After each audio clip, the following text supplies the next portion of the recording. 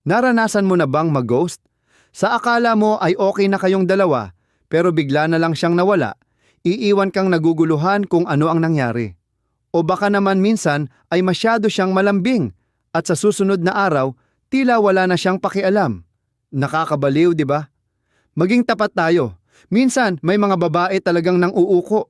Hindi ito para siraan sila, kundi para ipaliwanag ang nangyayari.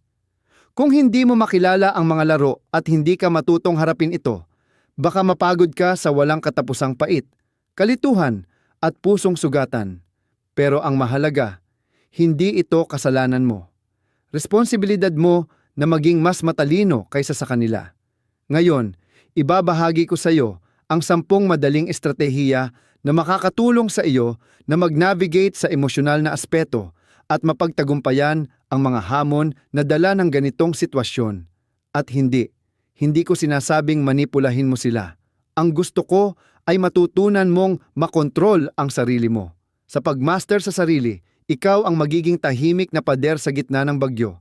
Ang lalaking hindi nila kayang kontrolin.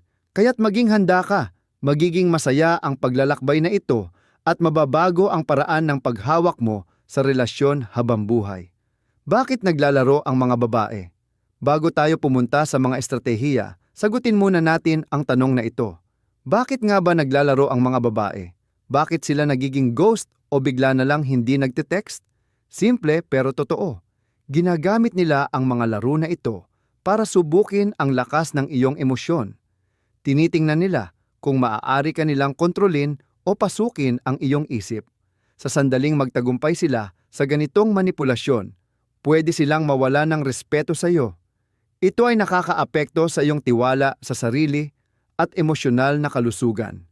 Pero ito ang magandang balita. Hindi mo kailangan makisabay.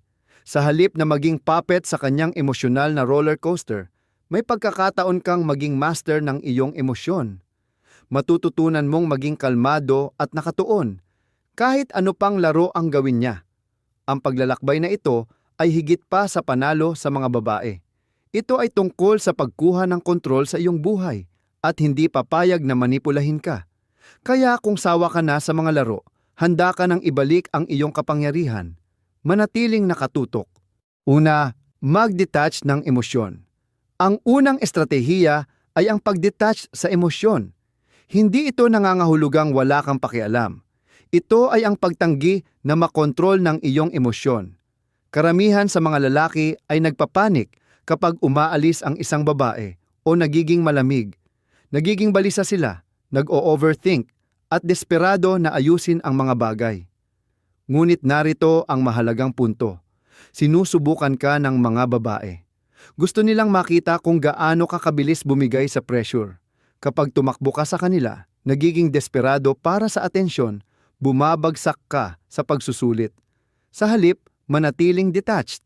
Kahit nagtitext siya bawat 5 minuto o bigla na lang na-ghosting ng 1 linggo, dapat kalmado ka lang. Mag-practice emosyong detachment ng tuloy-tuloy at magiging mas kaakit-akit ka. Ang mga babae ay naaakit sa mga lalaking kayang i-maintain ang kanilang composure sa kahit anong sitwasyon kasi ito ay nagpapakita ng inner strength at ang lakas ay nagpapasikat sa iyo. Pangalawa, alamin ang mga pattern ng pag-uugali. Ang mga babae ay may mga ugali. Sa sandaling magsimulang magbantay, mapapansin mong may mga pattern sa kanilang pag-uugali na maaaring dati ay hindi mo napansin. Bakit ito mahalaga? Kasi ang pagkilala sa mga pattern ay nagpapakita ng kanilang intensyon.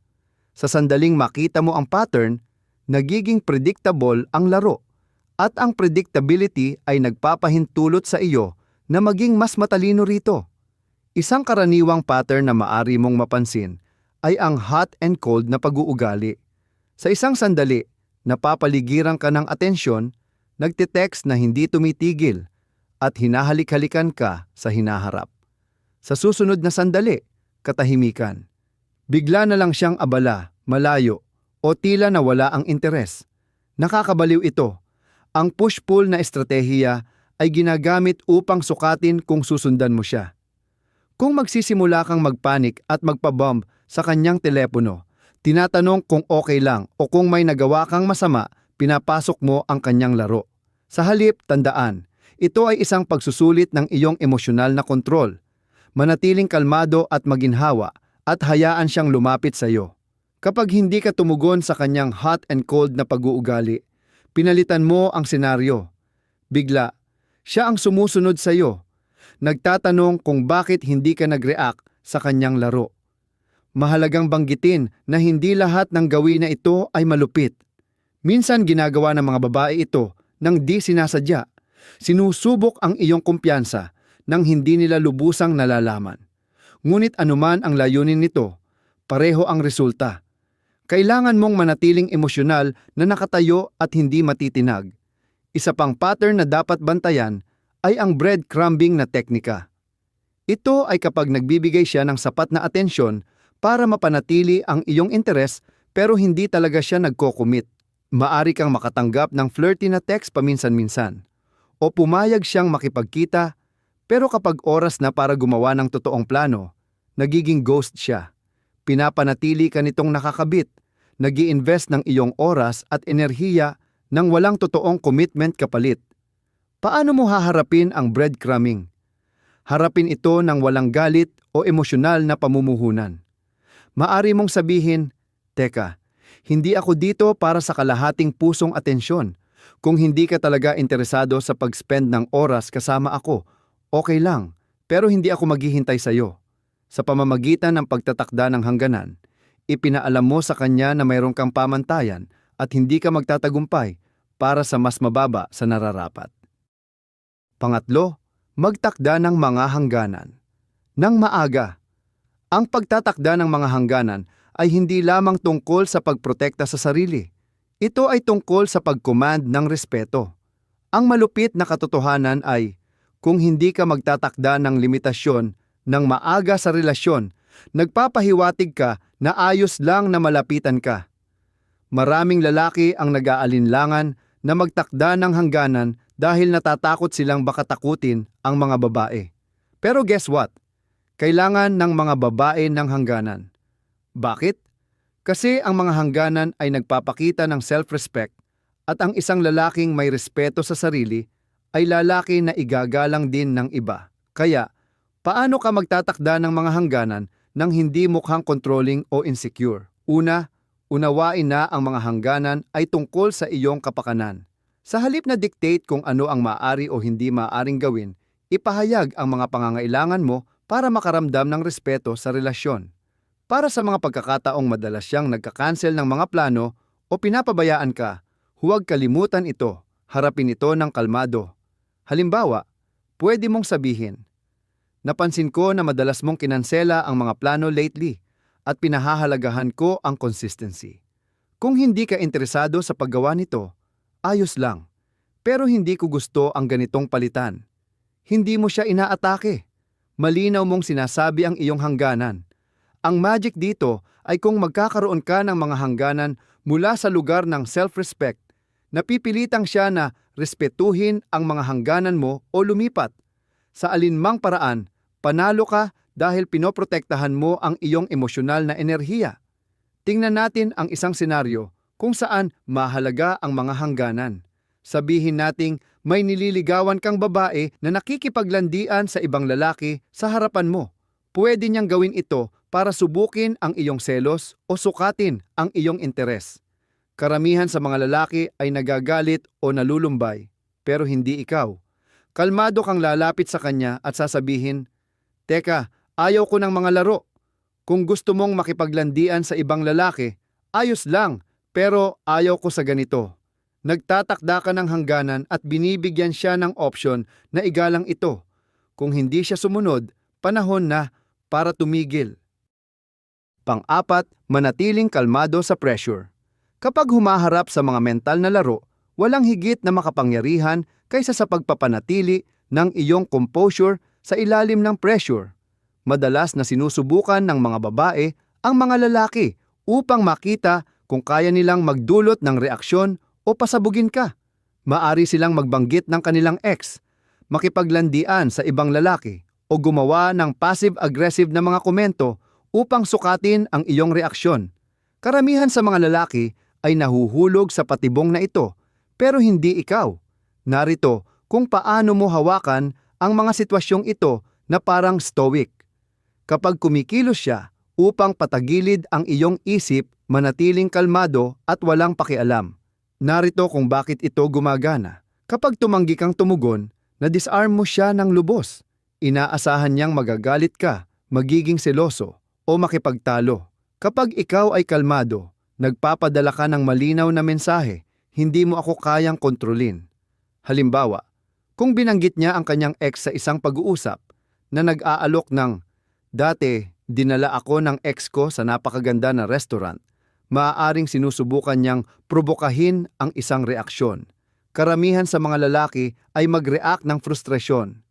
Pero ikaw, manatili kang kalmado at sabihin, "Mukhang maganda yon. Sana ay tinratong mabuti ka niya." Sa pamamagitan ng hindi pagbibigay sa kanya ng reaksyong hinahanap niya, napapasama mo ang iyong mga galaw. At dito nakasalalay ang iyong kapangyarihan. Sa isa pang senaryo, isipin mo na nasa isang party ka at siya ay nakikipaglandian sa ibang lalaki sa harapan mo. Sa halip na magalit o subukang pasikatin ng iba, panatilihin ang iyong cool. Ang iyong kalmadong ugali ay naguugnay sa ideya na hindi ka threatened sa kanyang mga kilos. Kung siya ay naghahanap ng atensyon mula sa iyo, magsisimula siyang magtanong kung bakit hindi ka nagre-react at iyon ang uugat ng pagbabago sa dynamics pabalik sa iyong panig. Panglima, tumutok sa mga pangmatagalang layunin. Maraming lalaki ang nawawala sa kanilang landas sa mga relasyon dahil masyado silang nakatuon sa agarang kasiyahan. Hanapin ang kumpirmasyon mula sa pagmamahal, ang saya ng atensyon o ang mabilis na solusyon sa mga alitan. Ngunit ang stoicism ay nagtuturo sa atin na maglaro sa mas maigting na laro kapag inilipat mo ang iyong focus sa mga pangmatagalang layunin. Sa kalaunan, tumigil ka na sa pag-overthink ng mga pang-araw-araw na kwento sa relasyon. Isipin mo ito, kung ikaw ay nagtayo ng matagumpay na karera, nagtatrabaho sa iyong fitness, at nagsisikap para sa iyong personal na pag-unlad, talagang mayroon ka bang oras para mahulog sa mga isipin na hindi nakakabuti? Tiyak na hindi. Ang pagbabago ng mindset na ito ay may dalawang layunin. Una, pinapababa nito ang iyong emosyonal na reaktibidad dahil hindi mo inilalagay ang iyong kalagayan sa emosyonal sa mga mata ng isang babae. Pangalawa, ito ay nagpapakahulugan na mas kaakit-akit ka dahil ikaw ay isang lalaking may layunin. Walang mas nakakaakit sa mga babae kaysa sa isang lalaking may layunin. Isipin mong may nililigawan kang babae sa loob ng ilang linggo at bigla siyang nagsimulang umurong. Bawasan ang pagte-text, gumawa ng mas kaunting plano at magpaka-distant. Karamihan sa mga lalaki ay nagpapanik, nag-o-overthink ng lahat at nagmamadaling bumalik sa atensyon niyang iyon. Pero ang isang lalaking nakatuon sa pangmatagalang layunin ay hindi nag-aalinlangan. Naiintindihan niyang hindi nakadepende ang kanyang buhay sa kung siya ay nagbibigay ng atensyon. Abala siya sa pagpapatayo ng kanyang imperyo, pagpapabuti sa sarili, at pagtatrabaho sa kanyang mga layunin. Kung gusto niyang maging bahagi ng kanyang paglalakbay, mabuti. Kung hindi, hindi siya mahihirapan. Kapag nakatuon ka sa mga pangmatagalang layunin, unti-unti kang nagiging emosyonal na independente at hindi umaasa sa kanyang atensyon. Sa halip, kinuha mo ang kumpirmasyon mula sa iyong pag-usad, mga nagawa, at personal na pag-unlad. At heto ang tunay na kagandahan. Kapag nakita niyang hindi ka nagmamadali sa kanya o nahuhulog sa drama, lalong malaki ang pagkakataon na lalapit siya sa iyo. Ikaw ang lalaking masyadong abala sa pagbuo ng kanyang buhay upang mahulog sa mga walang katuturang laro. Pang-anim, iwasan ang emosyonal na retaliation. Isa sa pinakamalaking pagkakamali ng mga lalaki sa pakikitungo sa mga laro ng mga babae ay ang mag-retaliate emotionally. Gumagawa siya ng bagay upang saktan ka o pasuotin ng selos, at ang unang instinto mo ay baka gumanti. Kung siya ay nagsimulang makipaglandian sa isang lalaki, maaaring isipin mo, gaganti ako at makikipaglandian sa isang babae para maging selos siya. O kung siya ay nag-ghost sa'yo, susubukan mong magpaka-hard to get Umaasa na subukan kanyang hanapin. Hayaan mong maging malinaw. Hindi ito kailanman umubra. Sa sandaling mag-retaliate ka emotionally, talo ka na. Bakit? Kasi nag-react ka sa kanya na nangangahulugan na siya ang kumokontrol sa sitwasyon. Ang isang stoic na lalaki ay hindi kailanman nag-retaliate emotionally. Sa halip, tumutugon siya na may kalmado at walang pag-aalala. Kapag siya ay nag-ghost sa'yo, hindi mo siya hinahabol. Nakatuon ka sa sarili mo. Kung siya ay nagbabalik ng inggitan, basta ipagpatuloy ang pamumuhay. Halimbawa, sa party na iyon, kung saan siya ay nakikipaglandian sa ibang lalaki, sa halip na magalit o subukang makipagkompetensya, manatili sa iyong cool. Hindi mo binibigyan siya ng reaksyon na hinahanap at guess what? Iyon ay nakakapagpakabaliw sa kanya. Bakit? Kasi ipinakita mo sa kanya na wala siyang kapangyarihan sa iyo. Kapag tumanggi kang gumanti, pinapanatili mo ang kontrol sa sitwasyon at ipinasasabi na malinaw, hindi ako mahuhulog sa iyong mga laro. Narito ang kagandahan nito. Kapag hindi ka nag-react, nawawalan ng kapangyarihan ang kanyang laro. Titigil siya sa paglalaro o matatanto na hindi ka ganong klase ng tao na maaring kontrolin. Sa alinmang paraan, panalo ka. Pangpito, makipagkomunika ng malinaw. Ang komunikasyon ay ang pundasyon ng anumang malusog na relasyon, ngunit kadalasang nagkakamali ang mga tao. Kadalasan ay iniiwasan nila ang mga mahihirap na pag-uusap o nilalapitan ito na may labis na emosyon, na nagdudulot ng mga pagtatalo, pagkakaintindihan at hindi kailangang drama. Ang isang stoic na lalaki ay alam kung paano makipag-usap ng malinaw at matatag nang hindi hinahayaan ang emosyon na mamayani sa kanyang mga salita. Ang susi ay ipahayag ang iyong mga pangangailangan at hangganan ng kalmado. Kapag nakikitungo sa isang babaeng naglalaro ng mga laro, hindi mo kailangan sumigaw, makipagtalo o gumawa ng mga akusasyon. Sa halip, ipahayag na kalmado ang iyong inaasahan at iwan ito doon. Halimbawa, sabihin nating siya ay naging malamig. Karamihan sa mga lalaki ay magagalit o pipigilan ang kanilang mga damdamin. Ngunit ang isang stoic na lalaki ay humaharap sa isyu. Sinasabi ang isang bagay gaya ng, "Hey, napansin kong tila ikaw ay nagbabago kamakailan. Hindi ko alam kung ano ang nangyayari, pero gusto kong malaman kung may dapat tayong pag-usapan." Mapapansin mo na hindi mo siya inaakusahang, hindi ka tumataas ng boses, at hindi humihingi ng sagot. Inilalagay mo lang ang iyong mga obserbasyon at iniimbitahan siyang magpaliwanag. Ang ganitong paglapit ay umaabot sa kanya dahil hindi ka nagmumula sa pangangailangan o emosyonal na alitan, kundi mula sa kalmadong tiwala na talagang kaakit-akit. Kapag nakipag-communicate ka ng epektibo, itinataas mo ang tono para sa relasyon. Ipinapakita mo sa kanya na hindi ka natatakot harapin ang mga issue at hindi mo hinahayaan ang mga bagay na patagilid. Ito ay lumilikha ng isang dynamic na nakabatay sa respeto at katotohanan, sa halip na manipulahin at mga laro ng isip. Pangwalo, unahin ang iyong sariling kapakanan. Sa huli, ang pinakamahalagang relasyon na mayroon ka ay hindi sa kanya kundi sa iyong sarili. Ito ay isang pangunahing katotohanan na maraming lalaki ang nakakalimutan. Lalo na kung sila ay nalilito sa emosyonal na mga laro. Kung palagi kang stressed, nag-aalala o pakiramdam na parang nakatayo sa masarap na bola, oras na upang tumingin ka sa iyong buhay. Walang sino man, lalaki man o babae, ang karapat-dapat na isakripisyo ang iyong mental na kapayapaan, ang iyong self-respect o iyong kapakanan. Sa sandaling unahin mo ang pangangailangan ng ibang tao higit sa iyong kalusugan.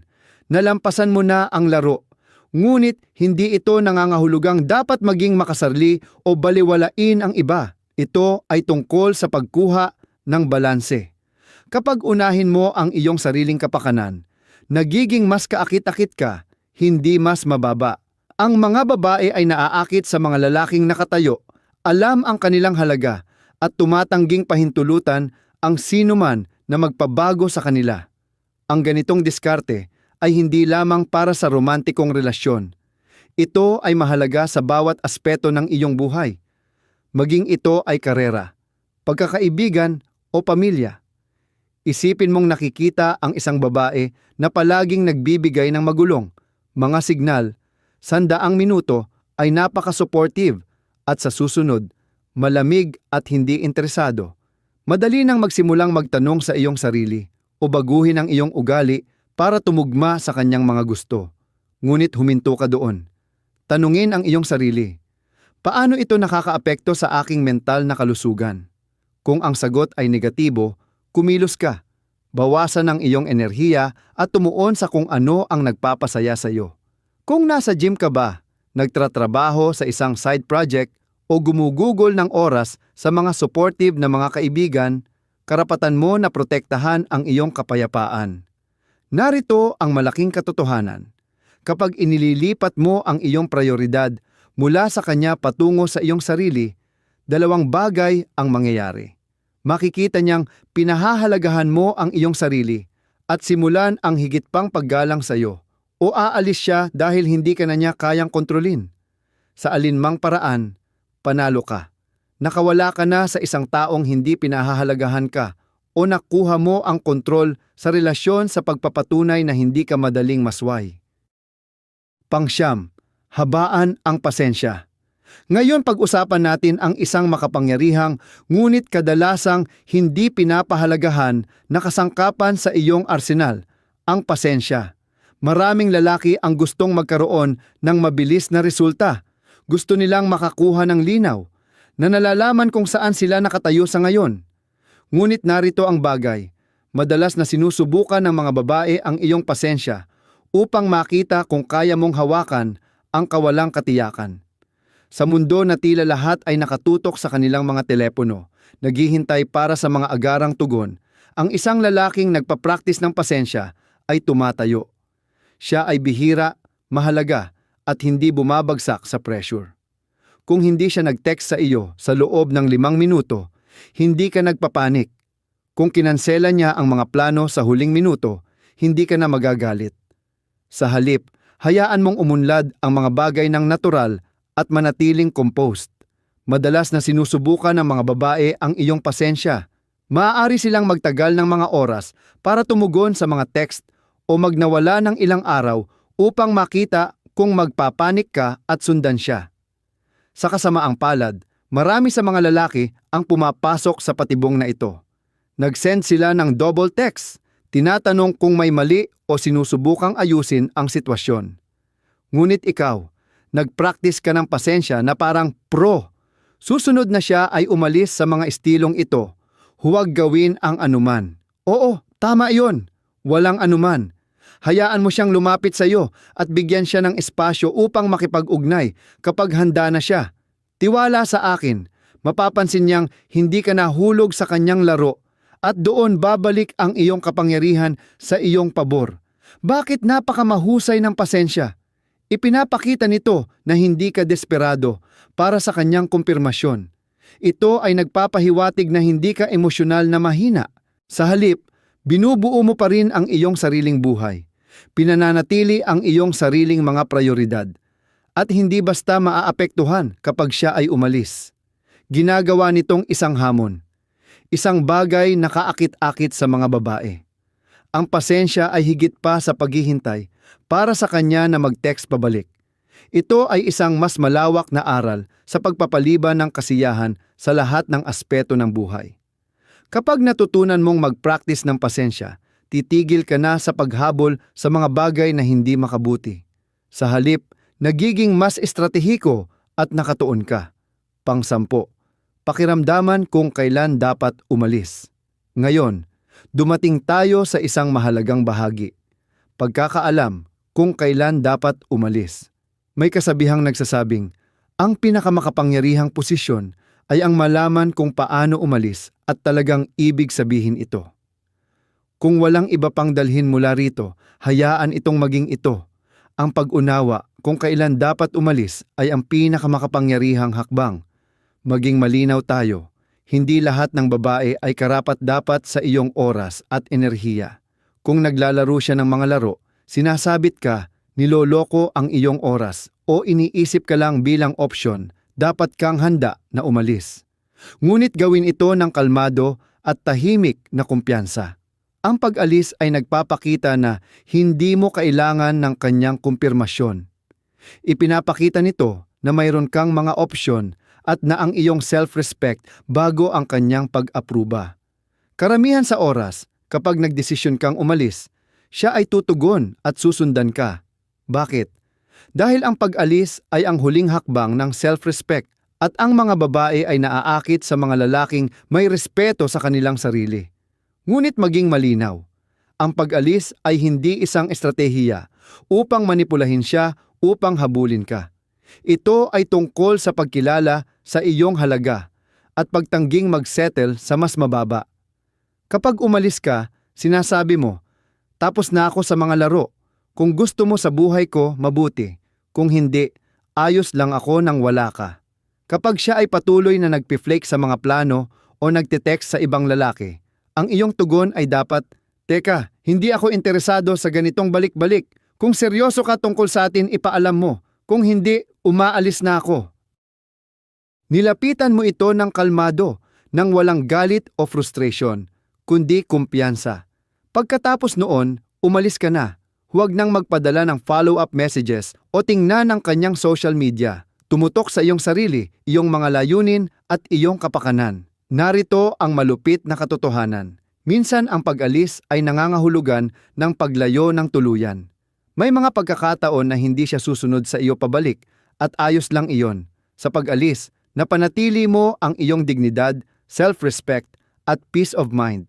Ang mga katangiang ito ay higit na mahalaga kaysa sa anumang panandaliang relasyon.